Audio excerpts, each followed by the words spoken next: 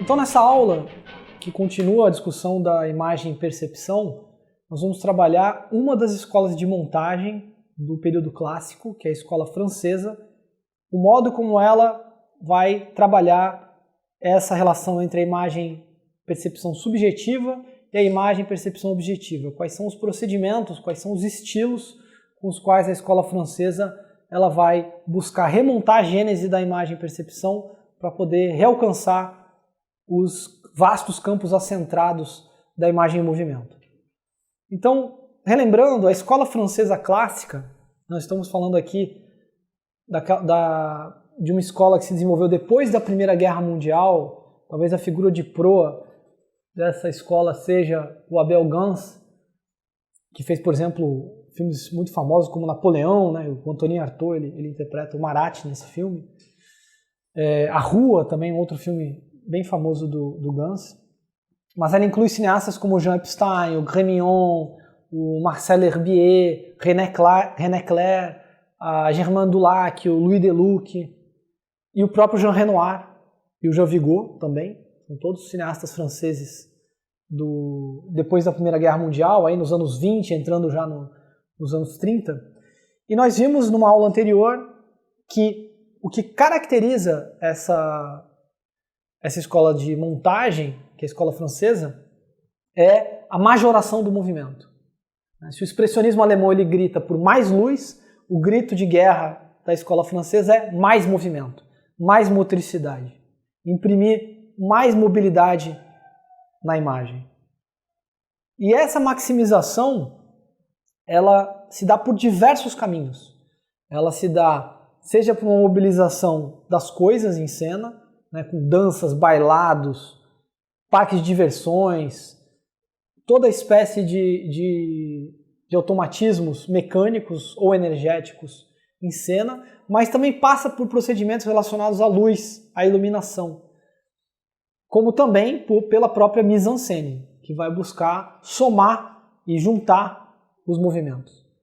E vimos que essa escola de montagem, através da majoração dos movimentos, ela atinge um sublime, né? Ela tem uma concepção de sublime, que é justamente quando a mobilização é tamanha, ela é tão grande, que ultrapassa a nossa capacidade de dar conta desse grau de movimento, dessa quantidade de movimento. Ela é quantitativista nesse sentido. E aí, nesse momento, ela extrapola a nossa percepção, extrapola a nossa capacidade de perceber e atinge o sublime matemático, né, que é o primeiro sublime de Kant, da crítica do juízo de Kant, que é o sublime matemático, e instaura com isso um autômato espiritual. E por isso que esse dualismo entre o máximo de movimento mecânico e a instauração de um autômato espiritual, que é um autômato que instaura no próprio espectador, né, a imagem, nos força a pensar justamente para além da imaginação, para além da nossa capacidade de abarcar o movimento. Por isso que essa escola de montagem ela é dualista e ela é cartesiana, né? Lembrando o dualismo cartesiano entre um corpo extenso mecânico que se movimenta e um pensamento cogitante, um pensamento que é inextenso e que é espírito. Ou seja, esse dualismo corpo e alma, né? Matéria e espírito, ele aparece nessa escola de montagem entre os procedimentos de majoração motora e de um espírito dado pelo sublime matemático. Isso nós já vimos.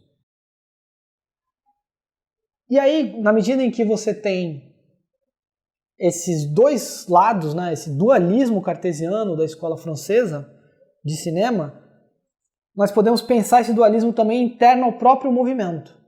Ou seja, dois regimes de movimento, dois regimes motores, dois modos de funcionamento do movimento que vão apontar para um lado quantitativo de majoração e de maximização do movimento e para um lado sublime ou para um lado espiritualista que se dá na instauração desse autômato, que é o que o Deleuze vai, a partir do Bergson, chamar do polo do movimento relativo, que está relacionado com o espaço, ou seja, com o quadro e com os enquadramentos, e que envolve as partes e os conjuntos que são enquadrados, e, portanto, a mobilização dessas partes e desses conjuntos, né, os corpos que se movem. O movimento relativo ele é relativo às partes que se movem, ou seja, o movimento ele está encarnado em coisas moventes, em seres que se movem, em danças, em bailes, em corridas, em agitação, nos passantes que se agitam, na cidade que se movimenta, nos carros, nos trens, enfim, nos autômatos de relojoaria, né, nos autômatos mecânicos que se multiplicam. E no outro polo, o movimento absoluto. O movimento absoluto onde a mobilidade ela é extraída dos corpos em movimento. Onde o movimento ele não está mais encarnado em sólidos que se movem, em corpos ou coisas que se movem, mas é uma mobilidade pura, uma mobilidade absoluta. Ou seja, é a própria mudança. E que não é que dispense os corpos, não é que seja um movimento de abstração, onde você teria formas puras moventes. Não. Na verdade, o movimento relativo e o movimento absoluto, eles se prolongam um sobre o outro, eles se sobrepõem, eles são simultâneos. Na verdade, eles estão relacionados intimamente, né? Internamente e intimamente. Tanto os movimentos relativos exprimem o movimento absoluto, na medida em que as partes e os conjuntos em cena, elas exprimem um todo que muda, ou seja, as partes e os conjuntos, elas dividem o movimento absoluto do todo nos movimentos relativos das coisas, quanto o movimento absoluto, ele reúne no seu todo os movimentos relativos. E, portanto, ele atualiza os movimentos relativos. Então, não é que existiria um movimento relativo que vai alcançar um absoluto que vai se degradar nos movimentos relativos. E que, portanto, o espírito seria a ascensão dos corpos em movimento ou a sua degradação. Não. O espírito, que é o autômato espiritual, ele coexiste com os movimentos relativos que o exprimem. E da mesma maneira, os movimentos relativos, eles atualizam o todo. Vejam que é uma relação nos dois sentidos, embora assimétrica, mas onde um está no outro e os dois estão se relacionando e interagindo juntos. Então, do lado do movimento relativo, você tem os corpos sólidos, o modelo físico, por assim dizer, né, da física da extensão de Descartes. É um modelo onde as menores partículas serão os átomos. O que são os átomos? Os átomos são seres compactos, indivisíveis, que se relacionam por ações de contato. Ou seja, os átomos se chocam uns nos outros. Transmitem como bolas de bilhar, né? Com bolas de bilhar numa mesa de sinuca, os átomos transmitem uns aos outros os esforços através de ações de contato, ações de vizinhança. Só que se começarmos a analisar em profundidade o funcionamento atomístico, e os cientistas fizeram essa análise, né? Os cientistas os físicos e os físico-químicos, por exemplo, Faraday, vai se verificar que a ação entre os átomos se dá também a partir de forças. E essas forças não são simplesmente forças que se comunicam por ações de contato, que se comunicam mecanicamente. Há também uma interação entre os átomos que se dá sem que os átomos eles precisem encostar uns nos outros. Há uma interação de forças à distância, ou seja, uma relação que não se dá apenas pelo lado externo de vizinhança entre os átomos, mas se dá internamente. Né? Então, quanto mais se aprofunda a ciência do átomo, a física moderna, mais as forças começam a se materializar e vão constituindo um campo de forças, um campo de contínuo, um campo eletromagnético, gravitacional ou da força nuclear entre os átomos. E por outro lado, o átomo se idealiza, ou seja, o átomo ele deixa de ser uma bola de bilhar, ele passa a ser uma nuvem, ele passa a ser um campo de interação que não se relaciona simplesmente por ações de contato nas vizinhanças, mas também por ações internas à distância. Ou seja, quanto mais a física ela se aprofunda no modelo do átomo, que é o modelo do movimento mecânico dos corpos, enquanto a menor partícula, mais nós vamos fazendo convergir uma força que se materializa em um átomo que se idealiza num campo de interação contínuo, num campo por assim dizer, magnético, né, num turbilhão, onde todos os átomos se relacionam com todos os outros a partir de relações internas, a partir, portanto, de um modelo que não é mais um modelo mecânico, mas um modelo vibratório, ou um modelo de propagação, né, onde há uma sintonia entre os átomos e há uma interação à distância dada por ondas. Então, no fundo, com o aprofundamento da ciência moderna e da física, esse mundo mecanicista dos corpos em extensão, eles implicam dentro deles o outro mundo, que é o mundo ondulatório, onde as coisas existem em intensidade e onde as forças e os átomos elas interagem através de um campo de interação, ou seja, de um turbilhão, de um turbo, né? Para falar a palavra grega turbo, ou seja, uma turbulência que é organizada, que não é o caos. Ou seja, uma física que se volte a ser pensada puramente através das partículas, invariavelmente atinge o outro polo, que é o polo ondulatório, que é o polo da variação universal, onde as coisas se relacionam por sintonias, por vibes, por ligações íntimas de rítmicas, de propagação, onde a essência das coisas não é dada mais por uma existência compacta e indivisível material do átomo, mas a própria matéria ela se fluidifica numa espécie de rítmica, de ritmologia, onde a essência das coisas é dada por um ritmo, né, por procedimentos de variação contínua. Então, o movimento relativo e o movimento absoluto, eles estão entretecidos, eles estão imbricados, assim como uma física dos corpos e das partículas está imbricada com uma física ondulatória e dos ritmos. A música mostra isso muito claramente, né? Ou a própria luz, que a luz ela é partícula e ela é onda. Ela exige uma ondulatória, assim como exige uma física das partículas. Esse movimento entre o movimento relativo e o universal, entre uma física dos corpos sólidos e uma dos corpos fluidificados e decompostos em ondas, em ondulações e ritmos e sinuosidades, ela compõe também, na escola francesa, os dois polos da imagem. Ou seja, uma imagem que é voltada para os conjuntos e as partes ligados ao movimento relativo, que é dos movimentos mecânicos, que é o mecanicista, que vai formar, na escola francesa, a imagem-percepção sólida, ou seja, dos corpos sólidos. A imagem-percepção que está encarnada em corpos e coisas e personagens que se movem. E obviamente, a montagem francesa ela vai mobilizar, né? O agenciamento das imagens vai criar uma mobilização geral desses corpos e dessas coisas.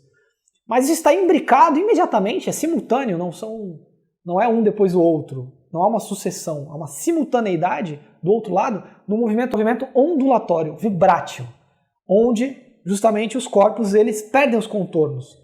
A consistência do átomo se dissolve e você tem relações dadas por vibrações, por ondulações, por uma propagação de ondas de choque, que é justamente a percepção fluida, ou a percepção líquida, ou a imagem-percepção liquidificada da escola francesa. E a escola francesa faz esse trabalho por dentro do cinema, com procedimento e como estilo, com variação contínua de procedimentos. Então ela faz isso de um lado, pondo em marcha, movimentando, acelerando, majorando os corpos e as coisas, a imagem sólida, e por outro lado, extraindo dos movimentos relativos, né, deduzindo da mobilidade relativa uma mobilidade pura, um movimento absoluto, o todo que muda. E faz isso simultaneamente.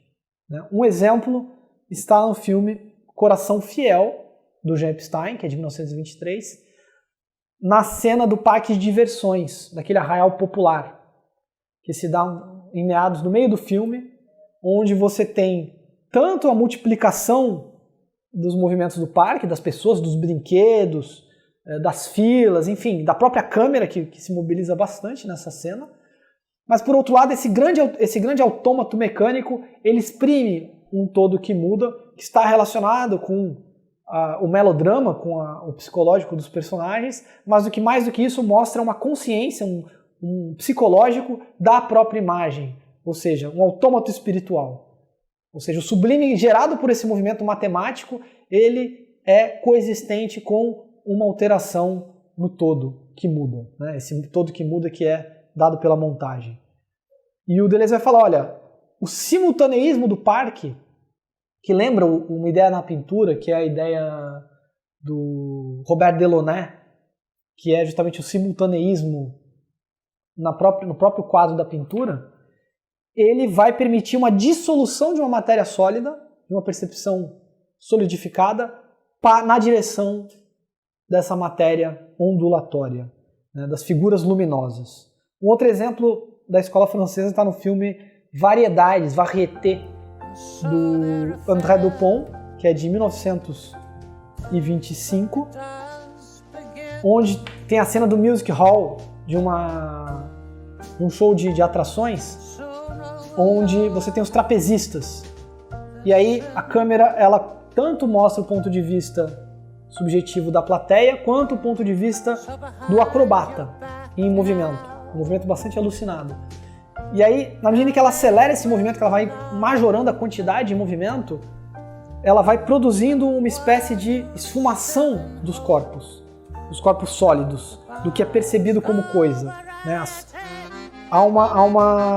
As coisas vão se dissolvendo numa espécie de chuva de brilhos, né? Um turbilhão de manchas de luz, de manchas luminosas, e a imagem vai realmente ganhando uma textura luminosa, uma espécie de fosforescência generalizada, e mostra novamente a percepção ela sendo dissolvida.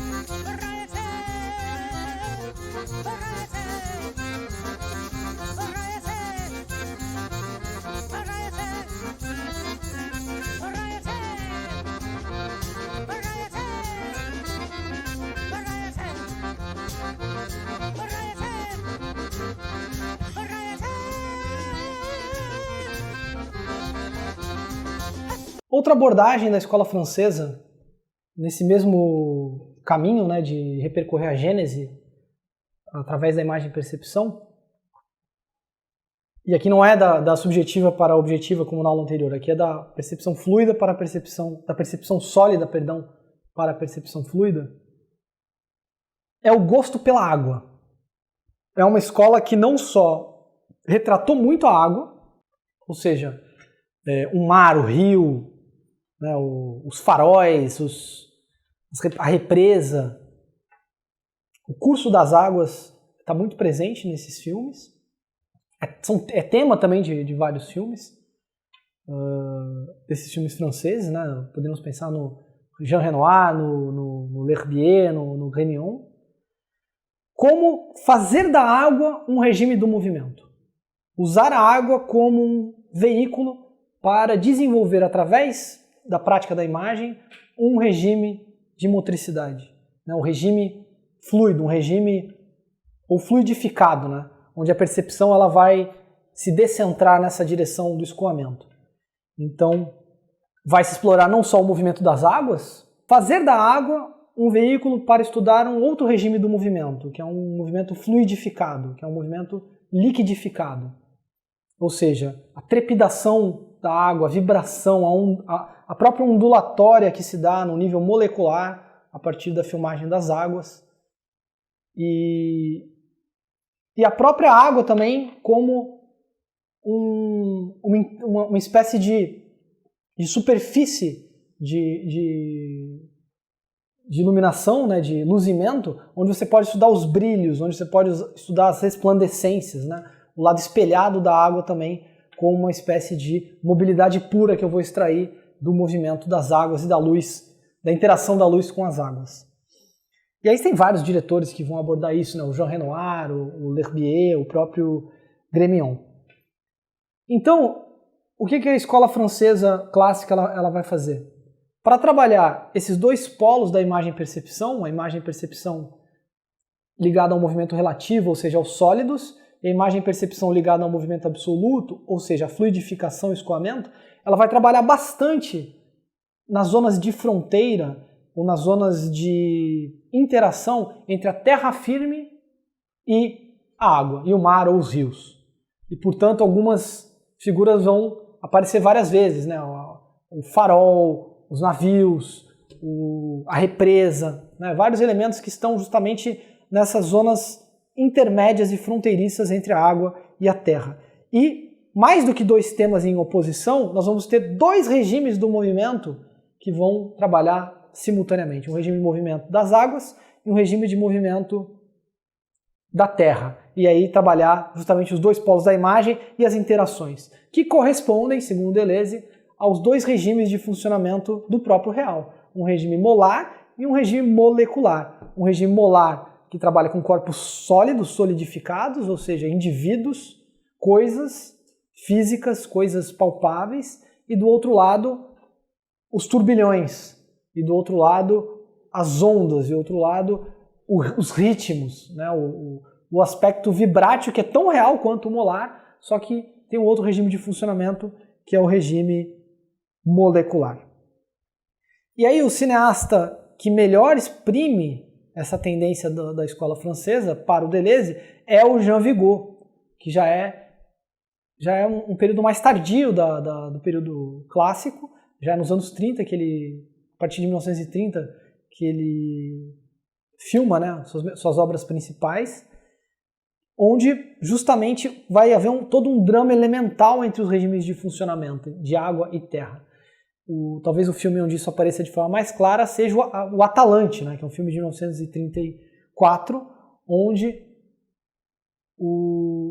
boa parte do filme se passa numa barcaça, eles fazem frete, né, no Rio Sena, na França, os personagens, e boa parte do drama se desenvolve dentro da barcaça, mas também há uma fração do filme que se passa em terra firme, né? Ele começa em terra firme e vai para o barco, depois volta a terra firme quando tem a separação do casal, e tem um personagem que talvez seja o embaixador desses dois mundos elementais, que é o tio Jules.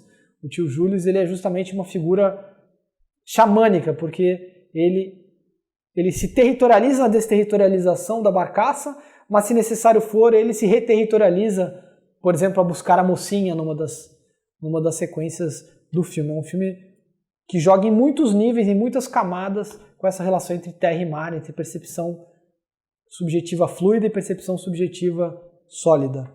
O outro filme dele é um documentário que é a propósito de Nice, que é de 1930, onde as águas também comparecem em cenas-chave, por exemplo, quando ele vai descrever as cocotas e os grafinos, né, da praia de Nice, que é uma praia de luxo na Côte d'Azur francesa, ele vai usar muitas vezes, vai intervir com elementos aquáticos, né, mobilizando a cena.